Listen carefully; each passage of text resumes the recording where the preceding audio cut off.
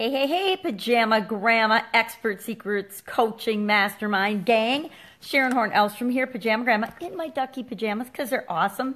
And I can do videos in my pajamas in really bad lighting. I apologize for that, but it doesn't matter because what I have to say doesn't matter about what I look like. It's all about what we can do to share our message with the world because we are all experts. So today I want to talk about, don't know if you've gotten your book or not yet, it doesn't matter because I'm covering things that aren't even in the book. This is actually something from the .com Secrets book, and I want to go through that because it's kind of an overview of what we're trying to accomplish and what we're going to cover as an expert. I'm going to show you a little graphic that is actually in the .com Secrets book, and it's going to be backwards, but I will replicate it in your homework so you can take a look at it. And it is how Russell explains what it is we're really trying to do as being an expert. First, we want to find out who are we going to serve. It's all about who are we going to serve. We can be really smart and expert in a whole lot of things, but if we don't share that expertise with anybody, what's the point? And I think if we're here and you're reading this book, it's because you want to. You know you've got that burning desire inside you to share your expertise. And so who do you want to share it with first? Again, the last couple of days we've been doing some pre-work and thinking about, well, who do I want to work with? And I will tell you, pick people that you really want to work with. There's nothing worse than getting involved with, or I like to say getting in bed with, the wrong people, the wrong partners, the wrong customers. Oh my gosh. In my businesses, I didn't know better in the past, and I would do business with whoever came our way. We would sell our products and services to whoever came because we believed that, sorry about the phone ringing in, we believed that you had to take all the business you could possibly get. Not a good strategy, by the way. So we would end up with customers and clients that actually drained the life out of us.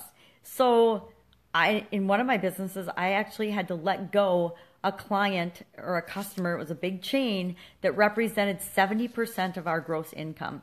It's probably the scariest, most frightening business decision I've ever made. And I've made a lot of business decisions, but that one was pretty scary because cutting off cold turkey 70% of our revenue stream and not knowing exactly how we were going to make it up was a really scary thing to do. But what I found was when we cut off that 70% of the income stream, we got really creative on finding people that it was fun to serve. And within just a couple of months, we had made up all that 70% and about another 20% because we didn't have the problems and the stress and the struggles and the headaches and the ridiculous hoops that this particular customer used to make us jump through. And so really, really consider and think about who is your target market? Who do you want to first serve? And we'll talk about this in depth as we go through the beginning of the book and how we pick that person, because I am going through a personal exercise right now. Because remember I said I'm going to go through this again with you for one of my personal projects. And I discovered that I went through the whole book. I've been through this whole baby once on a personal level, actually more than once, but once for me with respect to chronic pain. And I met with a coach yesterday and we talked through and worked through some of the things in preparation for the attractive character and the target audience and who my attractive character is as Pajama Grandma, and realized Pajama Grandma might have to die, or we might have to not use her, or I might have to switch the target audience that I'm going after. And you'll find out why that is as we go forward in these lessons, because I really want to share my own experience, as frightening as it is and as frustrated as I am with myself that I thought I was doing and picking and answering the questions and doing all the right things when I went through it, but I didn't have enough outside guidance. And so my big lesson here has been get other people's thoughts and perspective on your brain farts or on your ideas so that it's not just you. But the whole point is who you want to work with, who you pick as your ideal target first audience is going to be very important because they're who you're going to base the tribe and your following on. And you want that group to have a really awesome core. You can always add other groups and other categories of people and type clients later on, but only pick the ones you want to work with. But it's super important and critical that you pick who you want to serve wisely. Or like me, you might find yourself right back at the drawing board, starting over. And I will say it's a lot easier to do it again once you've been through it once, but it's still like, really? So I wasted, 8 months on something that I should have had right in the first place if I just would have asked somebody else for help. So I'm asking for help and I'm getting it, and it might change the direction of what I'm doing, but I'm kind of excited about it, can you tell? So the next thing is, after you pick who that ideal person is, who do you want to work with? Where are they hanging out? Where are you going to find them? Remember, we're doing a big picture overview. We're not going to do all this today. We're just getting a feel for the 30,000 foot view out the airplane window of what we're going to be doing. So who are we going to work with? Where are they? Where are they hanging out? Because we need to know where to find them in order to go ahead and work with them. For example, if I'm using the chronic pain experiencers, I like to say chronic pain experiencers, it's really chronic pain sufferers. If I'm targeting chronic pain sufferers, and I'll be really honest, the group I have been targeting is people like me, women in their 50s or over, and actually, maybe 40 plus, that have had chronic pain for like 3 or more years. That's a really long time. And what my coach pointed out to me yesterday was that might not work, because what if they have given up and aren't even looking? Is that group even actually looking for solutions, or are they just struggling to get by day in and day out? Now, my heart really wants to help that group of people, but I also know that in order to get to them, I probably, after going through a huge discussion, I think we spent several hours working through this yesterday, I probably have to go after the people that are in their 20s or 30s that have just started, and they're not like decades into their chronic pain. They're maybe a year or two into it like I was, and they're to the threshold point of knowing I got to do something. There's got to be a solution out there for me, because I got a whole lot of life to live, and I'm not going to have it be like it is right now. This sucks. It's not going to stay this way. And it's a really big mind shift for me, because instead of working with people and relating to people that are like me now and want to work in their pajamas so that they have the freedom to do what they want to do, I really need to step back, and I need to go back several decades, like 3+, to who I was and where I was in the beginning. And I've actually got somebody that's going to come in with me and partner with me who's 24 and going through chronic pain and just pretty much beginning her journey. And so that's where I was. Only I was a heck of a lot worse, but beginning her journey. And we're going to work then with her story and work her through the process. That's an aside. But anyway, I need to know then, where do 20-somethings that have chronic pain hang out? I want to know and find out. So I get online and I start exploring. I start joining Facebook groups. I Google forums, chronic pain solutions or chronic pain treatments or whatever. I look for anything, chronic pain forums, chronic pain Facebook groups, chronic pain message boards. Boy, that was hard to get out. Message boards, chronic pain podcasts, chronic pain blogs, whatever I can find, I'm going to go through and I'm going to start hanging out in those groups so I can get in the mind of my ideal client. Now, I was hanging out in the groups where the 40 and 50-year-old moms hang out now, or grandmas hang out. Now I'm going to have to go back and do a little more research and find out, all right, are some of those same places the same places that the 20-somethings hang out? And if not, how do I get into the 20-something places and find out where they're going? Now, the girl I'm going to be working with is actually my daughter, and she suggested that, maybe we look in terms of things that they would like to do, like kids. I call them kids because I'm 58. I mean, kids her age, they want to be active. They want to be outdoorsy. They want to go into and do things that they used to be able to do. Like I was explaining to her and my mentor yesterday that I spent 10 years trying to still play tennis because I was a huge tennis player before I started to get sick. And so as soon as I was able to get out of bed and start moving and doing things again, I tried to learn how to play tennis again. Now, I'd lost the vision in my left eye, so I don't know if you understand anything about depth perception, but when you can only see out of one eye, you have no depth perception. You'll see me as we go through this course using a magnifying glass. And I'm not going to apologize for it. You do what you have to do with what you've got right now to get by. And frankly, I got to use a magnifying glass to read almost anything. I have to read this book with a magnifying glass so that I can just refresh my memory and know exactly what I want to talk about and cover each day. But that's what I'll do. You just do what you got to do. But playing tennis never worked out.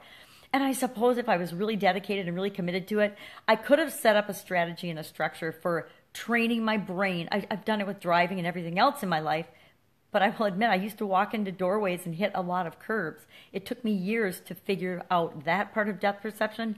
So the fast-paced sport of tennis, I know I could have figured it out if I'd wanted to, but I got married and had kids, and so it just didn't become a priority anymore. But I did try for 10 years. So she suggested, hey, you need to find out where these people go and hang out, where they want to hang out. They probably want to be active. They want to go to concerts. They want to do things that they can't do, but all their friends are doing, etc. So the whole where thing is very important, but start now. Start hanging out and getting involved in those groups now. You're not going there to sell anything. You're just going there to learn how the groups work, learn how the forums work, and then start contributing your knowledge and expertise. Answer people's questions, participate, be involved, have some social acuity, it's called, or emotional intelligence by doing your homework, going in and finding out what the different groups in the different places are about and building relationships with people there. That's what it's all about. And that will help you with the next step in the process, which is bait. By bait, if you go fishing, if you're a fisherman, I used to be a fisherwoman. If you fish, you know that certain type lures and certain types of bait attract different types of fish. Walleye bite on different types of bait than bass. Bass bite on different types of bait than perch. And it's actually a big thing in study that a lot of big fishermen and guys, and especially tournament fishermen, know about. But you use different bait for each different fish breed or target audience or customer you're trying to reel in. And so just be aware that we're going to be providing different types of bait for people to attract them to what you have to offer so that they get to know you and you can share your expertise with them. So as you're going through these groups and participating in the forums and asking questions and getting answers on like Quora, and I don't know if Yahoo Answers is still a thing or not, but I know there's sites like that where you can ask and answer questions still. I use Quora because it's really quick. You're going to start to find out what are the key problems, needs, values, desires of your target group. And as they bring those things up, you'll just know what kind of bait, what kind of things to make for them that makes sense. For example, I've created some of these things. One is how to kill your chronic pain in 14 days or less. One is a 5-day jumpstart pain killing booster, things like that. And there's a whole lot of things. You'll just know what to create for people. And the last thing to remember and keep in mind right now as an overview is, where is the end point? Where is the transformation? What are you going to provide for these ideal people that come into your world, come into your sphere? So for me, I want to kill their chronic pain and let them live the life and have a great life, the life that they want to live and the life they deserve. It's really interesting, and I think this is part of what made me want to go back, take the step back and kind of tweak and change what I'm doing and how I'm presenting it to people and the type of target group that I start working with. One thing that we discussed yesterday was, are those people in your grandma type market, are they really looking for solutions? And if they're looking for solutions, do they have the money, or do they want to spend money on your solution? And I had to think about that. I know that from studying the forums and studying the groups and being involved with different ones, a lot of them are in really bad situations. They're in relationships they don't like because they feel like they're financially stuck. They're financially stuck because they're dependent on Social Security or disability, and they don't feel like they can make a change or make a move. And that leads into a whole bunch of other stuff related to chronic pain. But where do I want to take them, and do they want to go there? And then everything we're doing about our expert secrets is designing the process. Ideally, we've been through the process ourselves, and we've created a system for making it happen and be repeatable for other people. And so what transformation, what exact thing, where do we want to take them? What top of the mountain, because they use a mountain, what top of the mountain do we want to take them to? What mountain do we want to take them to?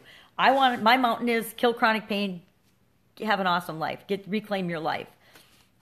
And I guess I got sidetracked, but my whole point of that was the people in the group that I'm originally targeting, they just want to be normal. They just want to be able to load the dishwasher, do some laundry, putz around the house, go to the grocery store, have dinner with friends. They just want to live a normal life. And I guess I honestly want to work with people that want more than a normal life. And so that's why I'm excited to kind of change the market, because I think 20-somethings and people that are just starting their journey with chronic pain are more open to believing and desiring more for their life than just being normal, than people my age and grandmas that are satisfied with just being normal. So that is what I have to say about that. I'm also going to ask you a couple of questions in the homework about finding your voice and common objections or beliefs or thoughts or concerns that you might have entering into this. Concerns about being an expert, concerns about being good enough to get your word out, which you are, by the way, and some tips and tricks on how to find your voice, because it's really critical. Nowadays, it's really such an interesting thing. Excuse me. How your voice gets tickly. It's so interesting how important your voice is, right? So that'll be today's lesson. And then we're going to start jumping into more things that are beginning to be covered in the book. But I wanted to go back and cover this thing from .com Secrets as the big overview, because I think it's so important for understanding the big picture of what we're doing and where we're going. If you have any comments or questions, put them below this video and I will answer them, because I am all about making sure you get exactly what you need out of this course. And if you need more examples or if you want something clarified, let me know that too, because I got a whole lot of examples. All right, bye. See you soon.